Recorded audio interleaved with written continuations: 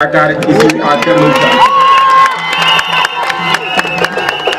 xam naa tey wax bu am ndax dama ne woon sax du ma ñëw moo tax ma guddee naa bàyyi xale yi rek ñu def seen résolution waaye benn kàddu rek laay wax mooy gërëm ñi fi nekk yépp tàmbalee ko ci alliés yi ak sympathisants yi ñoom ñëpp maa ngi leen di sant di leen gërëm te xam naa ne tey moom victoire am na ba pare xalaat naa ne jaratul campagne lenn rek laa leen di fàttali waxu benn kilifa muy le président Idriss Seck dafa waxoon ne ànd ak say nooni baay rey nooni baay moo gën ànd ak nooni baay rey baay ñu ngi sant leen gërëm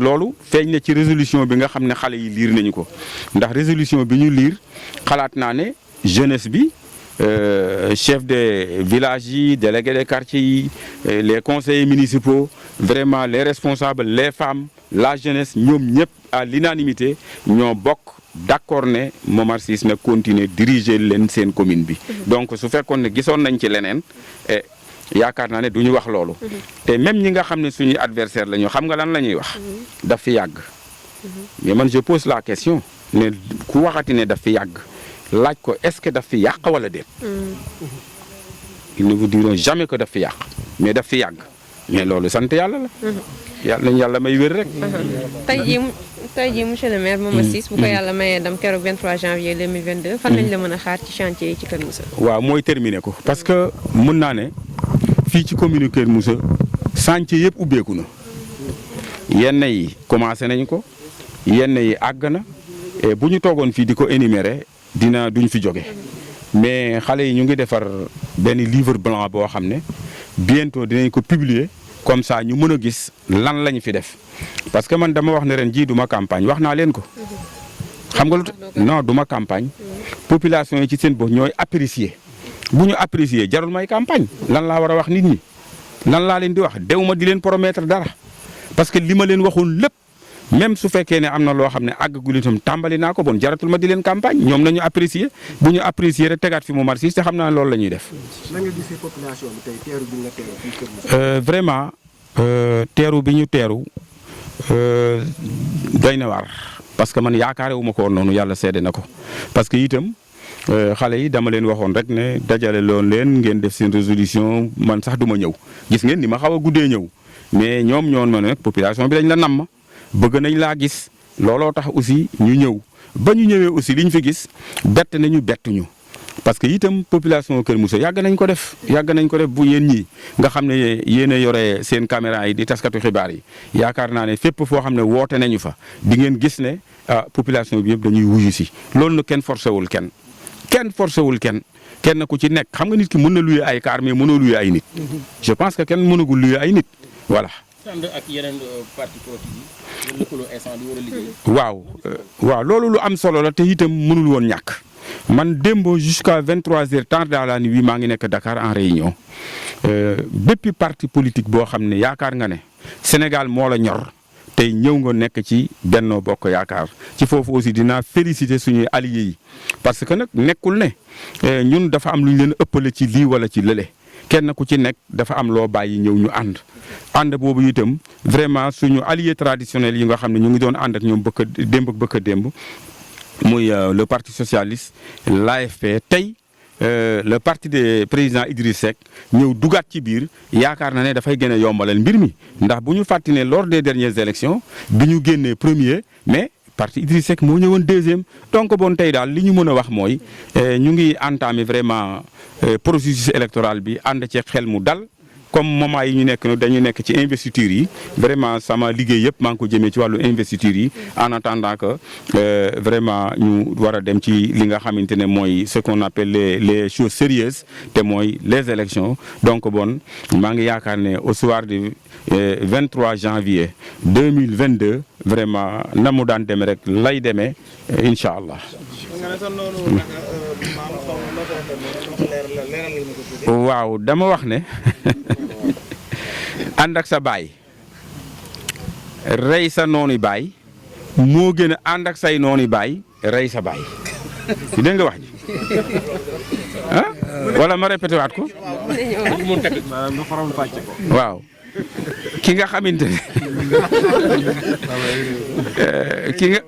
ki nga xam ne sa noonu baay la xam nga noonu yaakaar naa ñëpp xam nañu ko waaw ngay ànd ak moom pour rey sa baay kan mooy ñàkk le grand perdant yow la lan nga war a def da ngay ànd yow ak sa baay noonam bi ngeen rey ko léegi nag li ñu bëgg a wax foofu mooy ñi nga xam ne xëy na jëlee ñu fi rek moo leen taxoon jóg mais bu yeboo ñu denc seen i jàjj xam ne aussi c'est fini ñoom ñëpp daañ leen yóbbu retraite politique ils vont aller en retraite politique kooku moom amul sax xaaral ma ñëw voilà.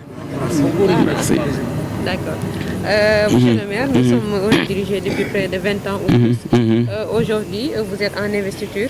Quel mot voulez-vous dire à la population de Keur Moussa? Voilà, c'est de remercier toujours, je ne cesserai de remercier la population de Keur Moussa. Pourquoi? Elles m'ont renouvelé leur confiance et pour la 3e fois, je suis sûr et certain que, Inch'Allah, et elles vont me renouveler leur confiance au soir du 23 janvier 2022 pour 4e mandat. Peut-être qu'il y a des gens qui disent que c'est le mandat de trop, mais comme on le dit, comment dirais-je cela? Si c'est un mandat de trop, c'est une demande sociale. Ce sont les populations qui demandent que je reste toujours ici. Et ce matin, il y a un jeune là, un jeune de 10 ans, me disant que père, je dis oui.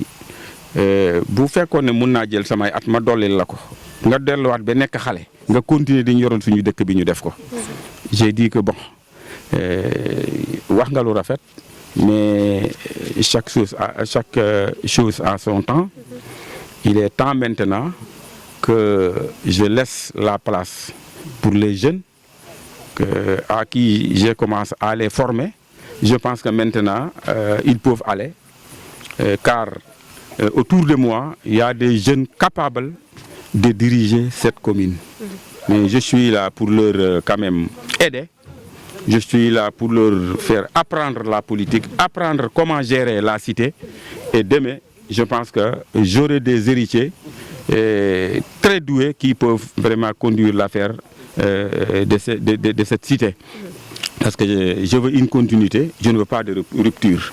Raison pour laquelle je vais continuer à les accompagner et les préparer pour que demain, vraiment, la commune restera dans de bonnes mains. Comment appréciez-vous l'accueil que la population de Keur Moussa vous a réservé? Bon, vraiment, l'accueil que la population m'a réservé aujourd'hui, vraiment, c'est extraordinaire. Je ne peux que les remercier au nom de tout mon staff, mais au nom de vraiment toute l'équipe municipale qui a déployé quand même des moyens pour l'organiser vraiment cette assemblée générale ou bien cette rencontre politique pour faire des résolutions concernant la candidature de leur mentor qui est Momar Ciss, ma personne. Voilà. Aujourd'hui, la coalition au pouvoir, Benno Bokk Yakaar, travaille de concert avec d'autres organisations politiques, le Parti socialiste, Rewmi récemment. Comment appréciez-vous cette collaboration? Oui, nous avons l'habitude quand même, parce que depuis 2012, nous travaillons avec coalition Benno Bokk Yakaar. Et toujours, Rewmi nous suivait toujours de près sur le plan des résultats. Si aujourd'hui, Rewmi est venu ou bien une partie du Rewmi, il faut le préciser quand même, parce qu'il y a des dissidents, il faut le reconnaître quand même. Mais je pense que la majeure partie sont venus nous rejoindre quand même pour que vraiment toujours la victoire soit avec nous. Voilà. Au soir du 23 janvier 2022, si M. Momar Cissé est réélu à la tête de Keur Moussa, à la tête de la commune de Keur Moussa, à quoi pouvons-nous attendre en termes de chantier et d'innovation? Bon, maintenant, la commune est en chantier. Rien n'est laissé au hasard. Il ne nous reste que terminer quand même quelques chantiers que nous avons commencés et d'autres encore qui ont en phase de terminer, pour que vraiment la commune soit une commune émergente à l'horizon de 2035, nous le souhaitons. Oui. Et à ces détracteurs qui disent que M. le maire doit partir à la retraite, qu'est-ce que vous leur dites? Mais ça, cela ne m'intéresse pas. C'est la population qui m'intéresse. Si la population de Keur Moussa dit un jour que le maire doit partir, je n'attendais même pas la fin du mois, je partirai. Voilà. Mais c'est des dissidents, c'est des mécontents qui le disent seulement. Mais je pense que vous avez vu la population d'aujourd'hui. Je pense que ce n'est pas une population qui dit que le maire doit partir. Une population qui est là depuis 15 heures pour attendre le maire, pour le voir. Moi, je ne voulais même pas venir, mais ce sont mes collaborateurs qui m'ont demandé de venir parce que la population est là. C'est pour cela que je suis venu. Voilà. C'est bon? C'est bon. Merci, monsieur.